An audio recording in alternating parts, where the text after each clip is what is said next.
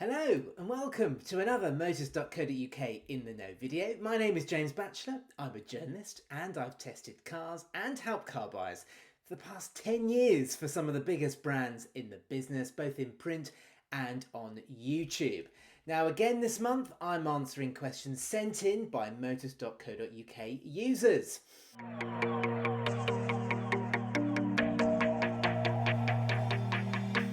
Okay, first question that's come in.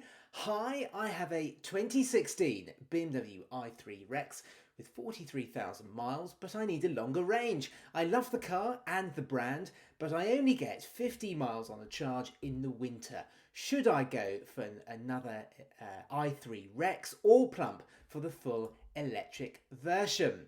Right, great question this. Now it doesn't surprise me that you love the BMW i3 because i3 owners, they seem to be a happy bunch of people, and I'm a big fan of the i3 too.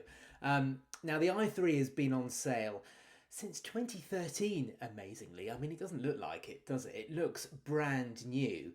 And that long life cycle has meant BMW has, well, they've frequently upgraded and updated the car with larger batteries.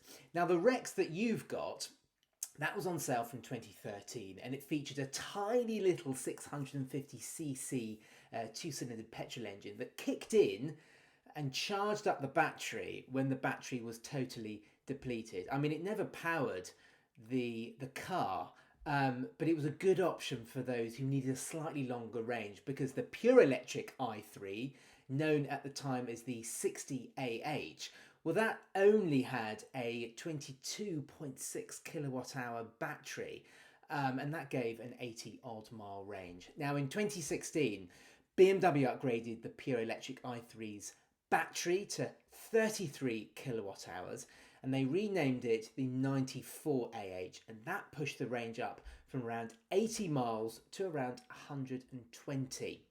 Then 2 years later, in 2018, the Rex version was taken off and the 94AH pure electric became the 120AH with a much larger 42.2 kilowatt hour battery pack, and that gave a range of 182 miles. Now there was also a sporty looking model called the i3S. It was slightly quicker, but because of its modifications the range dropped to around 150, but still really usable. Now whether you go for another Rex or a pure electric simply comes down to your budget, really. I mean, like a lot of things in life. Now the Rex models look temptingly cheap. They start around £10,000, but you will encounter the same problems of poor electric range in the winter, even if you go for a later model. So for that reason, I would go for a 94AH pure electric. These start around £13,000. The larger, later models, the 120AH, they start around £19,000. But like I say, I'd go for the 94AH because it gives you the best blend of decent range for not too much cash. Okay, right then. Next question. Can electric vehicles tow a caravan? Many have the weight and power required, but what about real-world range when towing? Right, very interesting question this. I've been asked this question a few times recently, actually.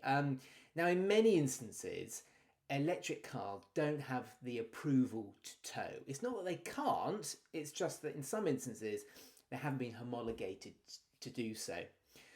There's also the weight issue. I mean, for instance, an electric Volvo XC40, that weighs 2,188 kilograms. And once you've hitched up a decently sized caravan, you're looking at a combined weight of around 3 tons. And I mean, not only does that put an enormous strain on consumables like brake pads, but as you quite rightly pointed out, it's going to affect the car's range. There's no two ways about it. Now, actually, there haven't been that many studies into this, but one rather interesting test was carried out by Audi North America quite recently. Now, they took an Audi e-tron and they hitched up a 1,800 kilogram trailer. Then they took the car and the trailer on a 500-mile road trip from Tulsa in Oklahoma to Austin in Texas.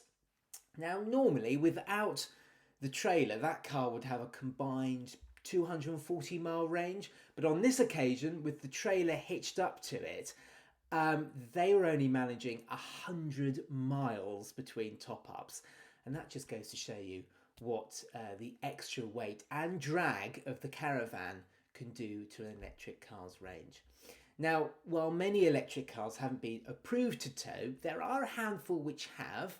There is the aforementioned Audi e-tron, of course. Others include the Mercedes-Benz EQC, the Hyundai iONIQ 5, Polestar 2, the Volkswagen ID4 and the Ford Mustang Mach-E. But for outright towing ability, you're going to be looking at something like a Tesla Model X, which can tow up to 2,270 kilograms. Hopefully that helps you. Last question for today. My job consists of a lot of motorway driving, and I'm beginning to think about the impact that holds on the environment. So for my next car, I would like to go full electric, but I would need a comfortable ride for those long drives and a hefty range. Can you help? Also, this would be a company car if that changes anything. Right, the first thing I would say is going electric not only has an obvious environmental benefit, but it can benefit your wallet too.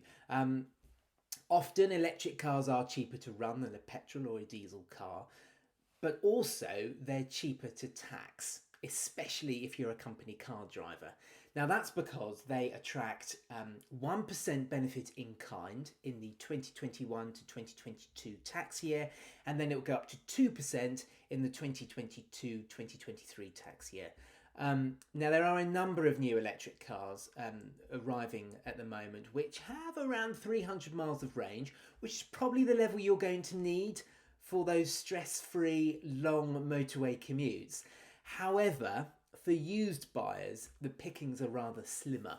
The Tesla Model S still offers that best blend of affordability and the ease of use for two very good reasons. Now, firstly, the Model S was the first electric car to give a realistic, dependable 200 to 300 mile range, and as they've been on sale in the UK since 2014, there are plenty on the used market. And secondly, even though the motorway charging network is improving all of the time, the Tesla supercharging network is still the best in terms of cost and reliability. Now the Model S is also a very comfortable car to drive.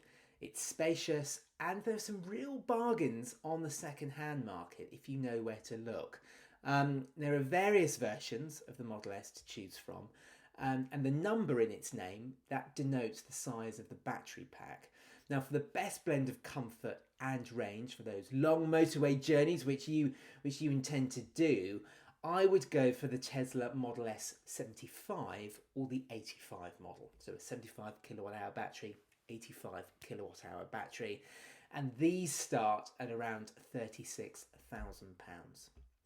Right then, well, that's it for this month. If you'd like my advice on your next car, then click the link below in the description box and I'll be very happy to help out. Until next time, thanks very much for watching. Bye bye.